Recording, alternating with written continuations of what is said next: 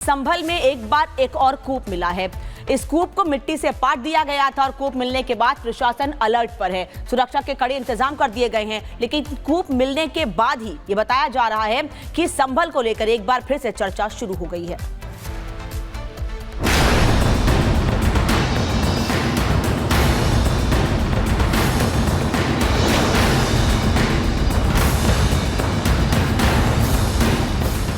उत्तर प्रदेश का संभल जिला पिछले 2 महीनों से लगातार सुर्खियां बटोर रहा है और अब एक बार फिर संभल चर्चा में आ गया है। संभल की जामा मस्जिद से करीब 150 कदम की दूरी पर एक और कूप मिला है। संभल के जिस इलाके में यह कुआं मिला है वो हिंदू बाहुल्य क्षेत्र है। जामा मस्जिद के पास ये कुआं मिलने के बाद संभल प्रशासन ने कूप की खुदाई का काम शुरू कर दिया। संभल के डीएम राजेंद्र पेंसिया के आदेश के बाद कूप की खुदाई कराई जा रही है। संभल के स्थानीय लोगों के मुताबिक कूप प्राचीन है, जिसे कुछ साल पहले मिट्टी से पाटकर बंद कर दिया गया था।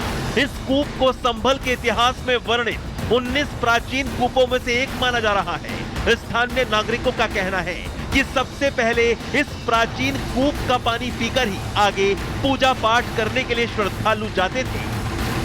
ये कूप प्राचीन कूपों में से है। जो 19 कूप बताए जाते हैं उनमें से एक कूप है। क्योंकि हरिहर मंदिर के निकट है तो निश्चित रूप से ये कूप हमारा बहुत ही पूजनीय स्थल रहा है और यहाँ पहले महिलाएं जब बच्चा होता था तो इसका पूजन करने आते थे। जानकारी के मुताबिक संभल के पौराणिक काल में सामने आए नक्शे में भी इस कूप को दर्शाया गया है। फिलहाल खुदाई के दौरान किसी तरह का बवाल ना हो, इसके लिए पुलिस बल की भी तैनाती की गई। साथ ही मौके पर संभल के अपर पुलिस अधीक्षक भी मौजूद रहे। कूप के निकट के लोगों द्वारा, उनके यहाँ आसपास रह रहे हैं, उनके द्वारा बताया गया था कि कुछ लोगों द्वारा इसको एक अवैध रूप से ढक दिया गया था, इसके अतिक्रमित कर दिया गया था। इस प्रकरण में इसकी खुदाई हो रही है और जांच करते हुए कार्रवाई की गई। यह प्राचीन कूप बताया जा रहा है। लोगों द्वारा बताया गया है कि वो सैकड़ों वर्षों से इसमें देखते रहे हैं। कुछ बुजुर्ग लोगों ने भी बताया है और आगे इसकी जांच की जा रही है। डीएम के लेटर के बाद एएसआई की टीम तीसरी बार संभल आई। पूरा तत्व विभाग ने जांच पड़ताल की, फोटोग्राफी कराई गई। दरअसल संभल में धार्मिक स्थलों और कूपों पर किए गए अतिक्रमण को लेकर प्रशासन का सख्त रवैया लगातार जारी है और हिंदू प्रतीकों पर कब्जा जमाए बैठे लोगों पर एक्शन भी हो रहा है। Bureau report, Republic Bharat. अब खबर जम्मू कश्मीर से। जम्मू कश्मीर के राजौरी से खबर मिल रही है कि वहां पर एक रहस्यमय बीमारी की वजह से 17 लोगों की मौत हो चुकी है। सभी लोग हैरान हैं कि इतने लोगों की मौत आखिरकार इस रहस्यमय बीमारी की वजह से कैसी हो गई। सीएम की तरफ से निर्देश दिए गए कि जांच की जाए। वहीं पर सीएम का ये भी कहना है कि जल्दी ही इससे पर्दा उठ जाएगा।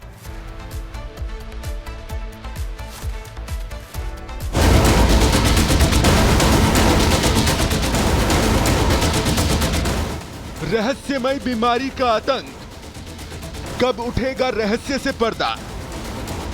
17 की मौत, लोगों में खौफ। राजौरी के बधाल गांव में इन दिनों दहशत है उस रहस्यमय बीमारी की वजह से जिसका अभी तक पता नहीं चल पाया है। और इस बीमारी की वजह से 17 लोग जान गंवा चुके हैं और गांव के लोग दहशत के साए में जिंदगी गुजर बसर कर रहे हैं। उनके डेथ पे डेथ हो रही है। पहले एक फैमिली जो है वो मुतासर हुई, फिर दूसरी हुई, तीसरी हुई, अब 17 जाने जो है वो यहाँ से जा चुकी है। अभी इन्वेस्टिगेशन चल रही है, लेकिन हमें तो अभी तक कोई इसका कोई रिजल्ट तो सामने आया नहीं। हालात का जायजा लेने के लिए जम्मू कश्मीर के सीएम उमर अब्दुल्ला ने गांव का दौरा किया। उन्होंने पीड़ित परिवारों से मुलाकात की और हर संभव मदद का भरोसा दिलाया। साथ ही दावा किया कि 17 मौतों के पीछे का रहस्य जल्द सामने आ जाएगा। 3 चीजों पे हमारी खास तवज्जो रही है। एक ये कि ये सिलसिला जो है ये थम जाए। 17 कीमती जाने गई हैं, ये नंबर 18 टच नहीं करना चाहिए। उमर अब्दुल्ला ने मोहम्मद असलम से भी मुलाकात की, जिन्होंने अपने परिवार के 8 सदस्यों को खो दिया है, जिनमें उनके माता पिता समेत 6 बच्चे शामिल हैं। इस बीमारी के रहस्य से पर्दा उठाने के लिए जांच की जा रही है।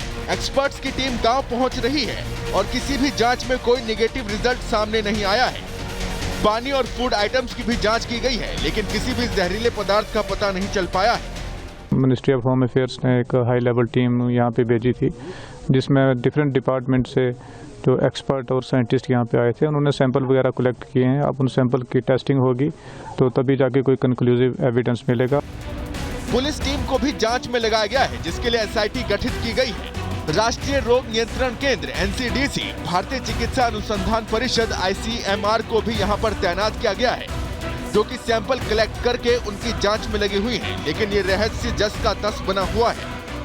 जिसका जो सब्जेक्ट है वो हर टीम हर सब्जेक्ट अपना सब्जेक्ट देख रही है, ताकि पूरा पता चल जाए कि ये क्या है। कुछ सारी फैसिलिटी प्रोवाइड कर रहे हैं, बाकी इन्वेस्टिगेशन चल रही है। आप देखेंगे क्या जो है उसमें हेल्थ की तरफ से भी और सारी टीमें, जैसे जो MHA की टीमें आई हुई थी, पुलिस भी कर रही है।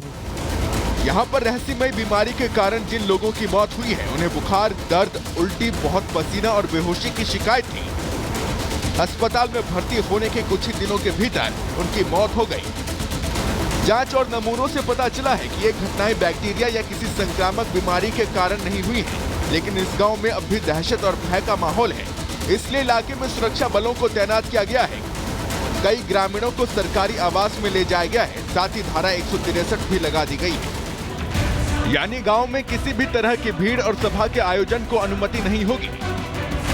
Bureau report, Republic Bharat.